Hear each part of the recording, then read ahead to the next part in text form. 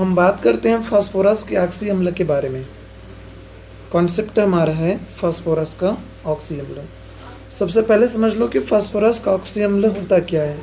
जब phosphorus oxygen के साथ अम्ल बनाता है तो उसे हम लोग फास्फोरस के ऑक्सी अम्ल कहते हैं। ओके, सबसे पहले देखिए H3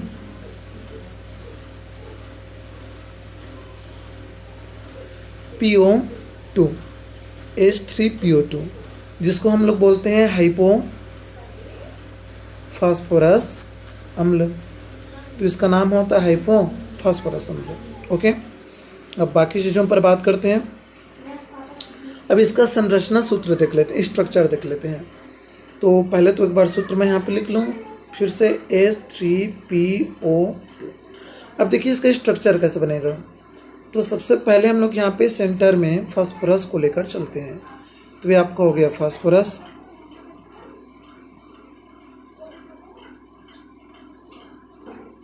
अब एक ऑक्सीजन यहाँ पर द्विबंध बनाएगा।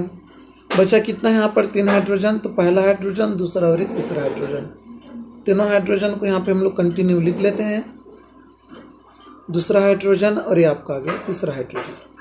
अब यहाँ पर देखिए ऑक्सीजन कितना बचा है। एक ऑक्सीजन बचा है तो उसको हम इस हाइड्रोजन में इंटर कर देते हैं।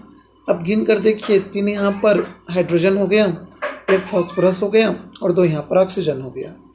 अब यहाँ पर द्विबंध में एक आपका सिग्मा बंध होता है और एक यहाँ पर पाई बंध होता है। सिग्मा बंध मतलब अक्षीय अतिव्यापन, पाई यानी पार्श्व अतिव्यापन। और एक यहाँ पर हाइड्रोक्साइड आयन भी पाया जा रहा है OH। तो ये आपका स्ट्रक्चर बन गया और इसका नाम होता है हाइपोफास्फोरस अम्ल।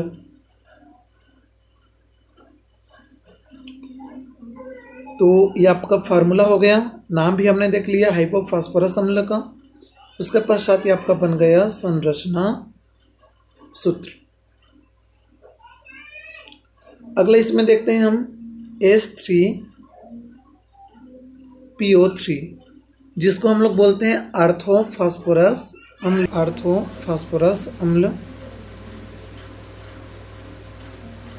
ध्यान दीजिएगा आर्थो शब्द को, इसके पहले हमने हाइपो शब्द देखा था। तो आर्थोफास्फोरस अम्ल में क्या होता है अब देखते जाइए। तो इसका सूत्र हम एक बार फिर से रिपीट कर देते हैं। H3PO3, 2 हो तो हाइपो, 3 है तो हमने यहाँ पर आर्थो लेकर चला।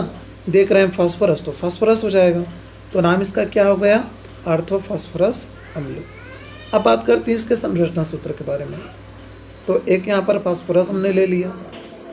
अब देखिए यहाँ पर फिर से पहले की भांति एक ऑक्सीजन द्विबंध बनाएगा। हाइड्रोजन कितना बचा यहाँ पे एक बार मैं सूत्र लिख देता हूँ, फिर से देख लीजिए H3PO3 सामने में सूत्र है। तो 3 यहाँ पर हाइड्रोजन है, पहला हाइड्रोजन, दूसरा हाइड्रोजन और तीसरा हाइड्रोजन। तीनों हाइड्रोजन को यहाँ पर आप कंटिन्यू लिख दीजिए। पहला हाइड्रोजन, ये आपका दूसरा और ये आ जाएगा यहाँ पर तीसरा हाइड्रोजन। अब ऑक्सीजन कितना बचा, 2 ऑक्सीजन यहाँ पर बचा हुआ है तो एक ऑक्सीजन यहाँ पे आ जाएगा और अगला ऑक्सीजन हम यहाँ पर इंटर करा देते हैं। अब देखिए यहाँ पर हाइड्रोक्साइड आयन कितना बना, 2 यहाँ पर हाइड्रोक्साइड आयन बना। तो इसके वजह से यहाँ पे आपका क्षारीय प्रवृत्ति आ जाएगा 2 हाइड्रोक्साइड आयन की वजह से। बंध को देख लेते हैं। तो यहाँ पर ऑक्सीजन जो है एक सिग्मा बंध बनाएगा, दूसरा पाई बंध बनाएगा। बंध को देखिए गिन कर यहाँ पे तो 2, 3, 4 और 5 यहाँ पर बंध है। अब इसका ऑक्सीकरण अंक भी निकाल लेते हैं, लगे हाथों यहाँ पर। तो चलिए ऑक्सीकरण अंक को भी यहाँ पर देखते जाइए। स्ट्रक्चर आई होप समझ में आया होगा। ऑक्सीकरण अंक पर बात करते हैं।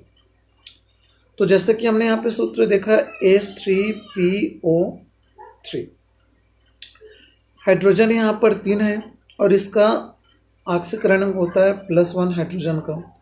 फास्फोरस का निकालना है तो हम यहाँ पर P रहने देते हैं। अब देखिए ऑक्सीजन का ऑक्सीकरण अंक होता है -2 और कितना ऑक्सीजन है यहाँ पर 3 ऑक्सीजन है।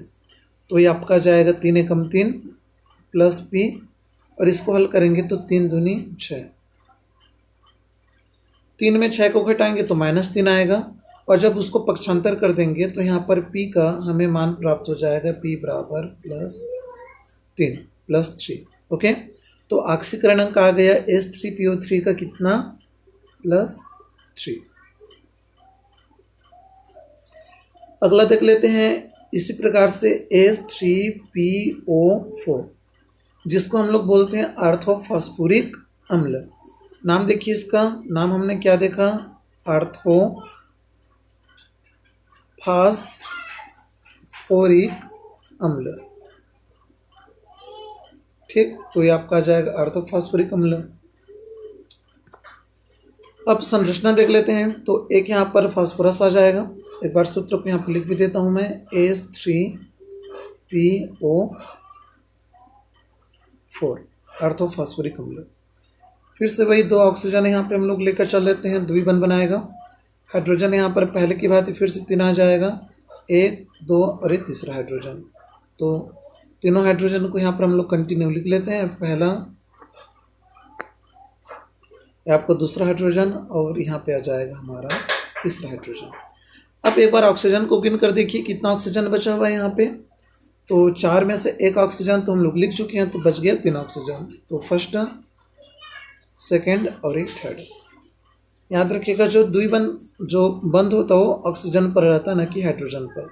इसको ध्यान दीजिएगा बंद को। ठीक है, द्विबंध का मतलब है कि एक यहाँ पर सिग्मा होगा, एक पाई बंद होगा, बाकी जितने भी बंद है सब सिग्मा बंद के अंतर्गत आ जाएंगे। तो 2 यहाँ पर 3, यहाँ पर OH आयन बना रहा है।